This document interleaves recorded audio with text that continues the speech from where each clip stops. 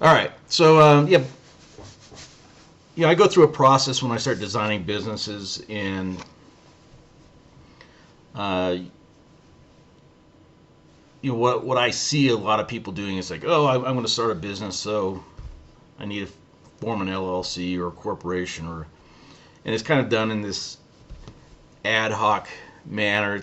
There's not a lot of thought put into it, and so what I thought I would do is kind of walk through like the basic thought processes that I start with to provide proper foundation, proper structure, and something that's going to stand up and actually work when it's needed. So what I'm going to do, if you're able to view the screen, I'll go ahead and share mine. And so this is just basically a program that I use because I tend to be visual when I start talking about structures. So what I always want to see is, instead of just dropping, I use shapes for things. Instead of just dropping something here and say, okay, I'm going to form an LLC and that's all I need. That's not structure. So what I want to do first is kind of think through the whole process, and I always like to start with a revocable living trust. And the reason for that is this is going to be kind of the foundation on which everything else is built. Not just the business, but all of your other stuff. So, the example is that, the revocable living trust, this is where we tend to put your primary residence. If I've had clients where they say, I don't want anyone to know that I own this house. Well, if it's your primary residence, that's kind of a tricky one to get by, because tends to be where you get your mail, and your name's going to show up. But sometimes clients are that they're really insistent on it. So in addition to the revocable living trust, what we'll do is we'll do a second trust. It's also basically a revocable trust, but it's designed to hold property. Now, in California, we have a hard time doing any kind of asset protection, but what we can do is achieve a level of privacy. So the idea here is that we're not going to put our name on this trust. So most living trusts will be like the Chris Smith revocable living trust, dated November 5th, 2024, and it's pretty obvious who owns the property or anything else that's owned by the trust. So what we're doing with the property trust here is we're going to give it a name like something that's nondescript, like 123 Main Street Trust. And this takes a little bit more effort, because when you take title to property using a trust, you have to do it like the Chris Smith, or a Chris Smith trustee of the Chris Smith Revocable Living Trust. Well, your name's stuck on it. So even if I call it 123 Main Street Trust, to take title, I still have to say Chris Smith, trustee of the 123 Main Street Trust. So anyone looking at the property records will pretty quickly figure out that this is, who owns the property. So what we need to do is we need to have someone else stand in as the trustee, and typically it's the lawyer drafting the trust, or someone else. So if my client, let's say John Baker, wants to buy a house, and says, hey Chris, I'm going to buy a house, but I don't I want to keep it private. So what we would do is set up the trust. I'd become the trustee, and I'd take title as Chris Smith, trustee of the 123 Main Street Trust, and that way when someone goes to look at who owns the property, they're not going to see John Baker. John Baker's name's not on it. John's not going to have the mail sent to the house. He's going to have it sent to some other private mailbox or someplace else. And he's going to keep his name off of the property records there.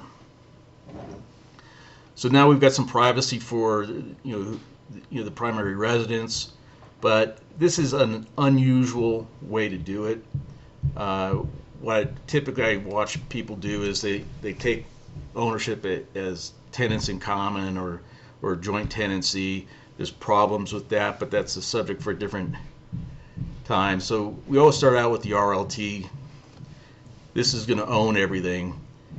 And then we take a look at setting up typically a limited liability company, but not always.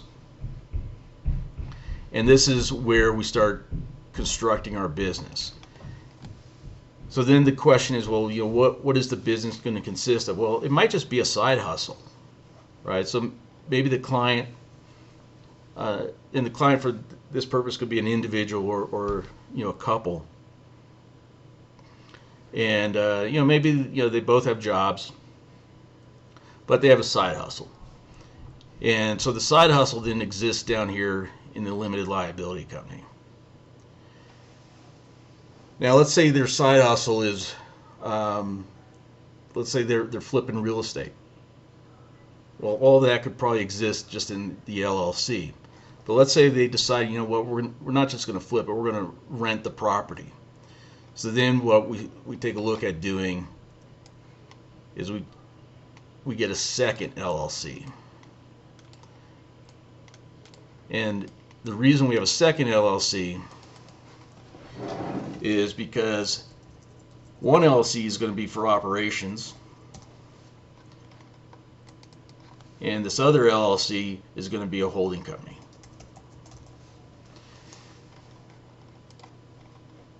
And all of the, both can be owned by the living trust, but the operations company that's where all the liability is going to be contained. So basically we're using this LLC to protect us from the operations of the company.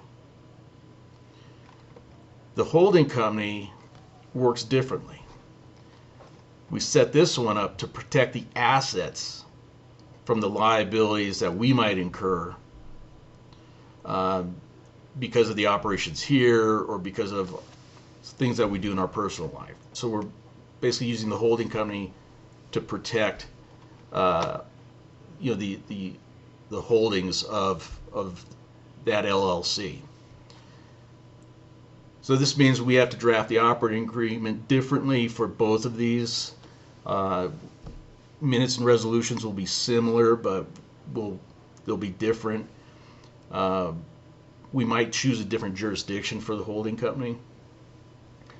And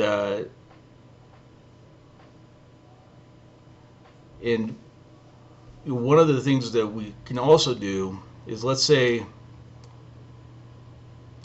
we've got multiple business ventures. So let's say we've got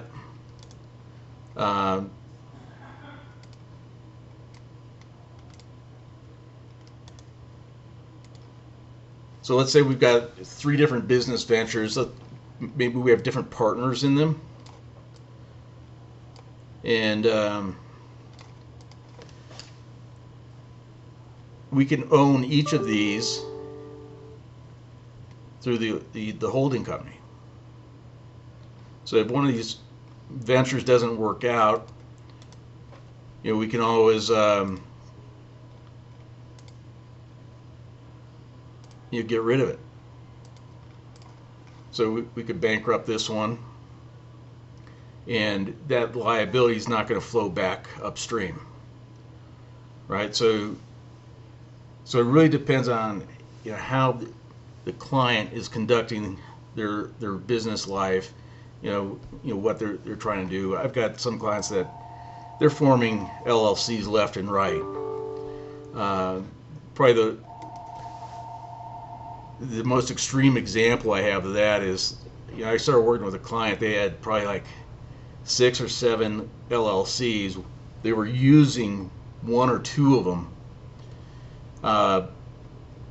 But what would happen is they'd get an idea, and they say, "Oh, that's a great idea," and then they attach themselves to a particular name, and so they'd file the LLC. And some were filed in California, some were in Wyoming, some were in Delaware, and it was becoming an expensive mess, just because you have to maintain all these separate entities.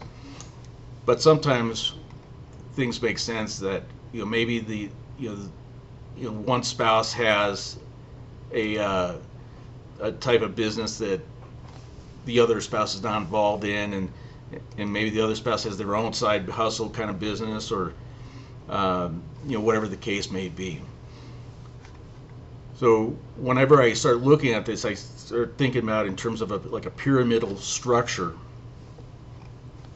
and then that way we're flowing everything upstream back to this revocable living trust. And for tax purposes, during everyone's lifetime, everything's reported on your Social Security number. So as far as the client's concerned, they're going to file a 1040 with the Internal Revenue Service, and the holding company here is going to issue basically a K1 to the client. And so if you go to a bank for a loan, or to a mortgage company for a loan, the personal tax return is super clean, because they'll have their W-2 income, they'll have their 1099, they'll have their K1, and they won't have Schedule C's and all these other things. All of that's going to be handled down here.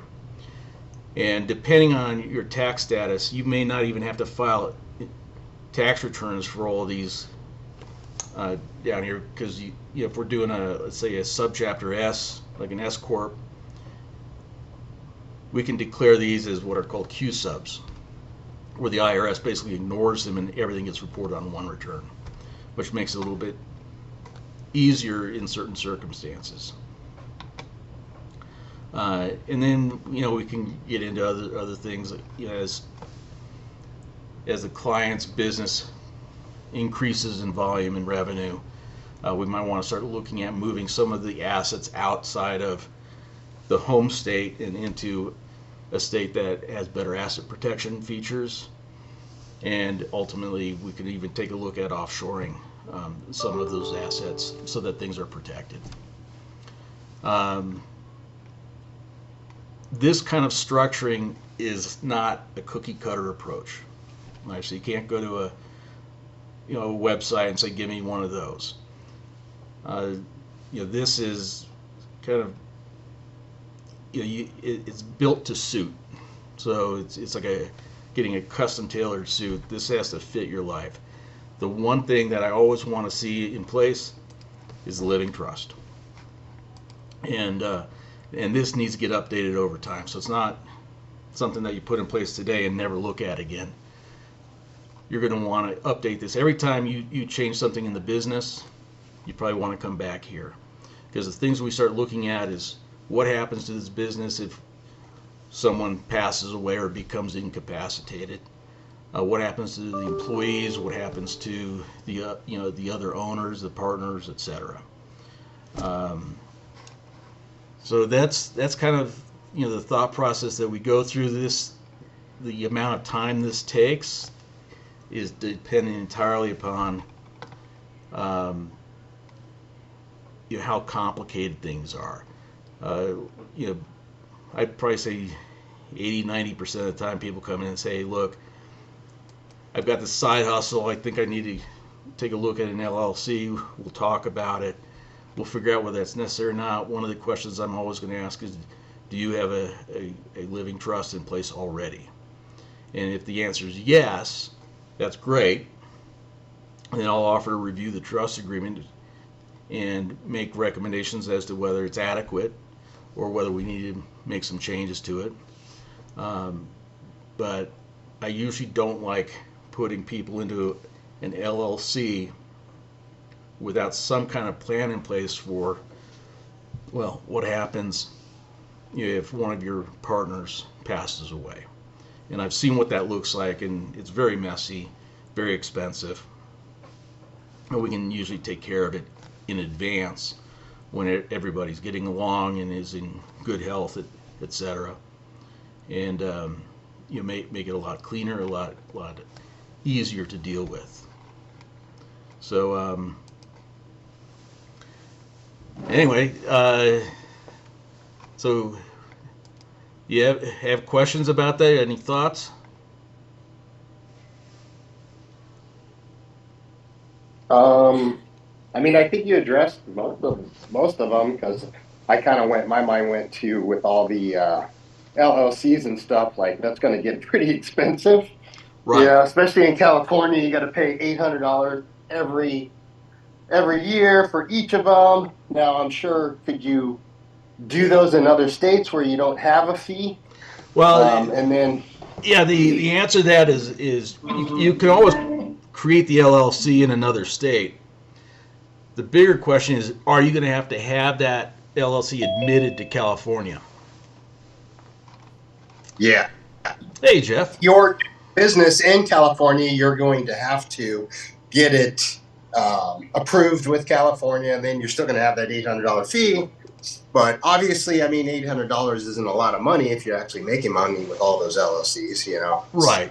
So quite often, people will come to me and say, I'm going to start a side hustle, and we'll talk about what it is. And one of the common ones right now is usually some form of digital marketing.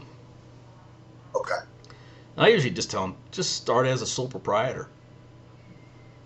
Yeah, it's you don't really need the LLC or corporation. And then if they start making some money, great. Then my preference is use a limited liability company rather than a corporation. The reason for that is because the limited liability company gives us a lot more flexibility in terms of taxation. Mm-hmm. So we can form the LLC and say, what, we're going to have it taxed as a disregarded entity. In other words, we're going to use my personal 1040 and Schedule C to deal with all of the company's income and expenses for purposes of taxation or income taxation. Which means I only have to pay for one tax return, mine. I don't have to pay for a separate business return. I still have to pay the $800 to the franchise tax board, but I don't have to pay for the separate return with the IRS. It's disregarded. With California, they want a one-page form. The purpose for the one-page form is to get the $800. Mm-hmm. But and then let's say the company starts making some money, or you take on a partner. Now you can shift from a disregarded entity to a partnership return. And then when revenues make sense, you work with your tax advisor, and we run the numbers, and eventually you say, you know what, it's time for us to take the subchapter S election because we're going to save money on the employment side of the tax equation. And that doesn't happen until you're pushing a decent amount of revenue. I've had several people come to me and they took the S election right away, which they regretted because now they have to file two tax returns. They don't really have the money to take advantage of the the rules under subchapter S, and they're like, shoot, I should have just stayed a disregarded entity. But that LLC is super flexible, and we can kind of roll it into you know, like along with, you know, the company's growth. So as the company's growing, you know, we can make the adjustments. We can say, all right, just disregard anything now, bring the partner on, we'll do a partnership return. All right, now we're making some real money. Let's take advantage of the S election, and now we're going to be taxed under the S corp rules. So I have a real world question for you. Sure. So let's take for my situation, for example. I have an S corp mortgage broker, and she has her LLC event planner. Now, I'm helping Angie. I'm not on the name of the LLC, so technically I don't have ownership, but I'm helping her build her business. And how I'm doing that a lot of ways is doing basically digital marketing.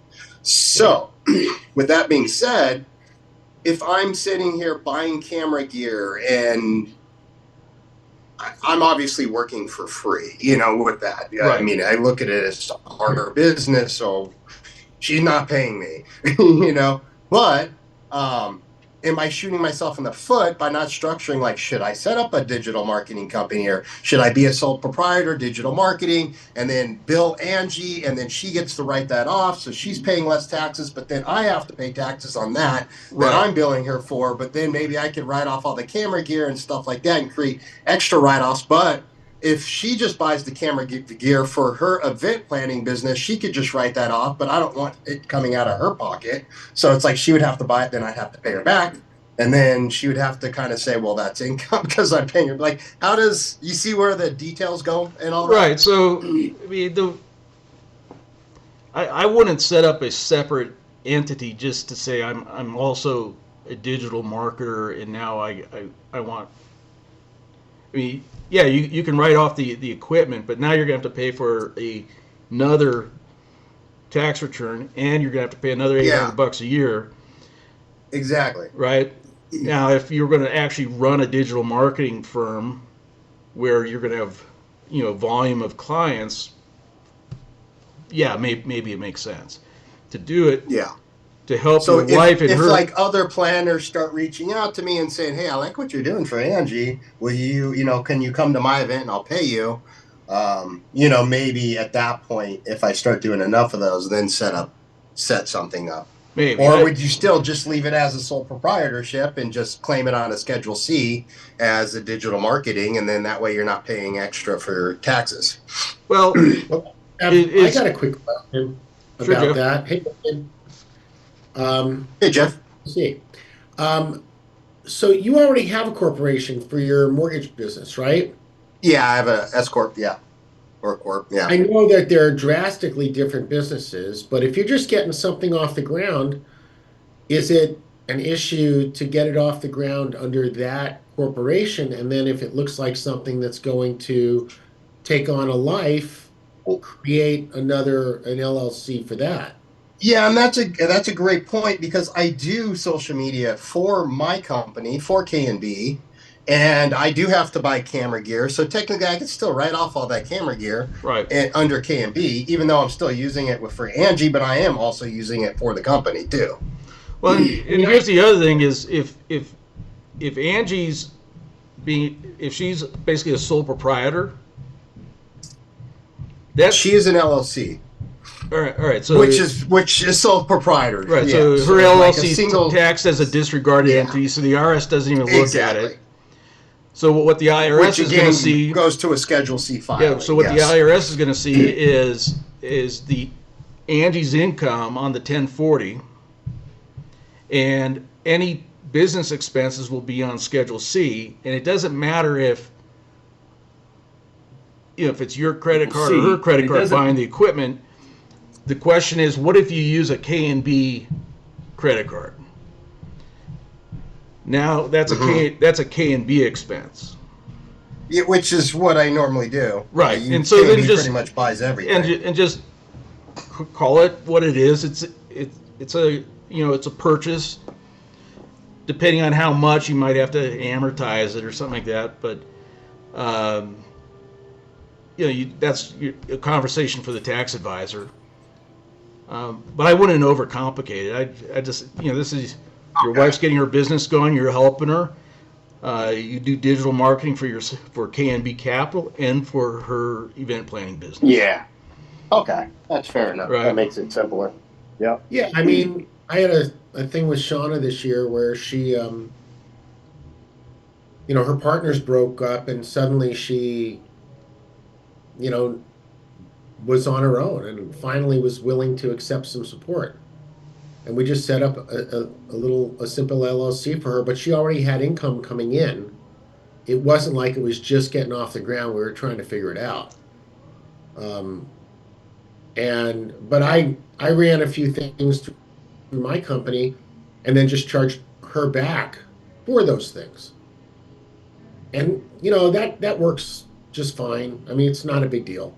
That's not it. And if you're going to do something like that, all I do is document it through like an invoice or Right. so there's a paper trail so that if you ever have to explain it, say, well, Angie's events needed the use of some equipment. Yes. And we let her use it. So, and you can do a minutes and resolutions. Whatever documentations that's going to make you and whoever's going to be preparing that return comfortable. Got it. Right. And that's easy. All you have to do is call me under your executive membership and say, hey, Chris, can you do a minutes and resolutions for equipment rental? Sure. Mm. I'll even throw in like a equipment rental contract or something, right? Mm-hmm. And but now the caveat there is, if you're going to charge Angie on paper, Mm-hmm. the money actually has to flow. Yeah. So Yeah, she, I mean, and what's the point of it if I'm charging her, but then I'm taking in money, but then it's still, if I have to claim it either way, right, right. So how does it benefit both of us? Well, exactly. It's either gonna be a deduction on the K&B return, or it's gonna be a deduction on your personal return. Yeah. Right. So, then the question becomes, how complicated do you want to make your life? Yeah. Yeah. That's the thing. I hate books, man. So, all right. My bookkeeper can, make things easier, but. All right. So we got Mr. Harper and it looks like Mr. Gervis in the background there. That's right. It's his fault why I'm late. Yeah. It's my daughter's fault he's late. Well, welcome aboard. So we're talking about intelligent structuring of business entities using a revocable living trust as the foundation for the structure, and then adding your business entities in an intelligent, meaningful way. And then we got into Angie's events and Brandon moonlighting as a digital marketer and videographer and all the stuff he does to help Angie. Good stuff. Yeah, that's awesome. Hey guys, great to see you. Hey, Jeff. Good to see you. Good to see you. No, that's a good conversation, Chris. I missed the revocable trust part of it because I too came in late. I'll let me share the screen again real Jeff. quick, and we'll do like a quick recap. It's family reunion. I know, right? Sea level BNI. So, Right? Uh-huh. so what I look at is when I start working with a client, assuming that it's an individual as opposed to an existing business, is I want to prepare them for the accumulation and growth of wealth. And so I always want to see a revocable living trust as the foundation. And then we talked a little bit about using additional trusts. There's nothing that says you can only have one trust. You can have more than one. And one of the things that I've done for some clients, I don't do a lot of these, but we do what we call a property trust. It's just reading. And the idea there is you want to have some privacy as to who owns the house you live in.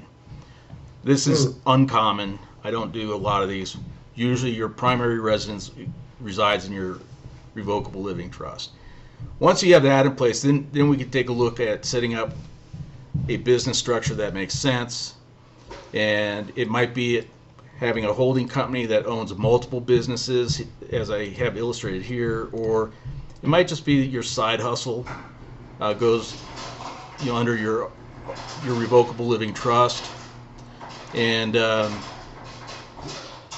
then some people get into real estate investing, and so they might need an operations company, but then they could have also a holding company that owns one or more pieces of real estate. Maybe they have multiple pieces of real estate, and so they could have a couple of holding companies for that. And then the operations company is there to contain the liability of that business. These LLCs are designed to protect whatever it is that's held by them. So you'll see differences in our operating agreements for these versus the operations side. We'll probably manage them a little bit differently. But the whole idea is that we want to protect these from any liability arising from the operations side or that the client themselves might create. So that's basically the nutshell version of what we were talking about. So that kind of planning, that's why you pay someone like me as opposed to ordering it online. Is we're actually building something that has intent and purpose driving it, rather than checking a box that says, someone says I need an LLC. And as long as we're on that note, there's nothing wrong with using a filing service. I use filing services, especially when I'm not, operating in my home state. So if I need to file in another state, that's fine. The filing services are far more familiar with that than I am. I just tell them what I want. Say, give me one of these, and I want, these specific things, filed with the state, and they take care of it. In California, I have an account with the Secretary of State. I can file articles or other reports like in 15 minutes, and that's because California upgraded their website a couple of years back. It actually works great. The filing services are disappointed because the amount of time it takes me to fill out their online form is the same amount of time it takes me to fill out the online form at the Secretary's site. So it's why pay them to do the work I already have to do. And but that's the basic idea behind the structuring is, let's think it through. Let's figure out how we contain liability, how we protect things, how is the reporting going to flow with the Internal Revenue Service, and then that way you're being much more proactive in structuring this rather than showing up in March at your tax preparer's office with a shoebox of receipts and some 1099s and saying, let's figure it out, because at that point it's too late. You can't do any planning. It's already done. So right now we're, November 5th. We've got less than 2 months before the end of the year, so anything that's going to happen for the 2024 tax year, you got a couple of months to get it done. Hey, Chris, question for you quick, please. You bet. About the BOIR and the previous years, is there that doesn't have to get done before like 2025, January 2025? It does. So if your business entity was formed before January 1, 2024, you have until the end of this year to get it done. Oh, wow. Okay. Yeah, because mine was started in 2010, so it's been around for a while. Right. So I got to do all of those years. And I believe you're with our executive member program. Yeah. And if I remember correctly, I think yours is already filed. So is it just the 1 year? I mean, I filed the 120, for this year, but I'm wondering, do I need to go back retroactively? Is that No, mandatory or? no, Okay, it's from January 1st of this year forward. And the okay, only time you're going to have to file any updated reporting is if there's a change in ownership or beneficial interest, okay, right? got you. Okay, So, and that's part of our conversation every year that we check in with you and say what's changed. And okay. Does So that you have to include file the BOIR if you've had no changes in ownership once you filed it initially? once you filed it, you're good until something Right. changes. Hey, Chris, Yeah, I think I know the answer, but in the case of someone like Adrian using the example who just got married, is that a change in beneficial interest in any way? I don't know if it depends on who owns the company. He does. Yeah, But what if I added her, like, gave her like a couple percent or something? if it's I'm forgetting at the moment. It's either 20% or 25%. Okay, If it's less than that, they're not a beneficial owner. okay, Once you cross that threshold, then they become a beneficial owner. okay, So okay, Jeff Cohen and I had uh, Yeah, we had a 25%. company earlier this year where nobody owned more than 20%. And so the beneficial owners were the managers of the company, the people who were running it. So yeah, so the BOI stuff we need to get done okay, for all the clients before the end of the year. okay. How did that the managers being the beneficial owners, how does that impact things any differently? Like, or is it just in the reporting? The way it works is the way FinCEN defines beneficial owner is it's someone who owns 20 or 25% of the company. I want to say it's 20%. Got you. So if you I think own you're right. 20% or more, you're a beneficial owner. Or if you have substantial control over the company, you're a beneficial owner. So if you're the manager, the CEO, basically if you're at a control level in the business, even if you don't own anything in it, if you control it, Oh, you're a beneficial okay. owner. Interesting. Okay. Okay, got you. It's good Yeah, to know. and for most small businesses, it's going to be the Let's see. people who own an interest in the Yeah, company, because usually makes the sense. ownership and control are one and the same. Yeah. Um, Oh, you keep yeah, calling as companies grow a little bit or someone steps back, you might have a silent investor who has no control, and then you just look at how much does that guy own. If he owns 10%, he's not a beneficial owner. But once it crosses at 25%, or is it I 20? think it's 20? 20%. Okay. I always have to look at my cheat sheet. Okay. Um, most of my clients, it's like one or two people owning the It is company. 25 because according to every mortgage loan I do, that's a collection reaction. It's 20. Okay, yeah, it's 25, yeah. yeah. I just go to the FinCEN website every time and verify the criteria, because I don't rely on my memory on these things because I'm trying to remember too much stuff. I hear you. I've forgotten more than I have learned. Yeah, yeah.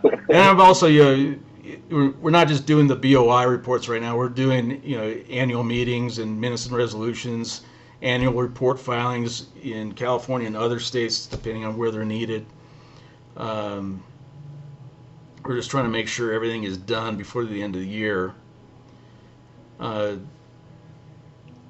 I've got a couple dissolutions left where we're dissolving a company that we want to have done before December 31. And it's just kind of the end of year crush,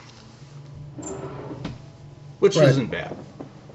But what I get nervous about is once we get into later November, and we got Thanksgiving, we got Christmas, people are taking off time for holidays, and the kids are out of school, and trying to get clients to sit down and talk to me about corporate compliance. It's not as easy. Yeah. So.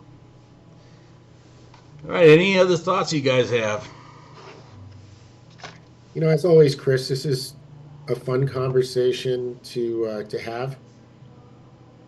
And I just really appreciate you having these meetings. And yeah, I will start letting some of my clients know that you're doing them so they can kind of be in the listening of, how the legal and compliance stuff is working. Perfect. Yeah, we're going to do these open to the public through the end of November. I might do it through December as well. And then starting in 2025, they'll be reserved for executive members. But right now, the numbers allow me to just leave them open, because otherwise I'm going to have to start running them as a webinar.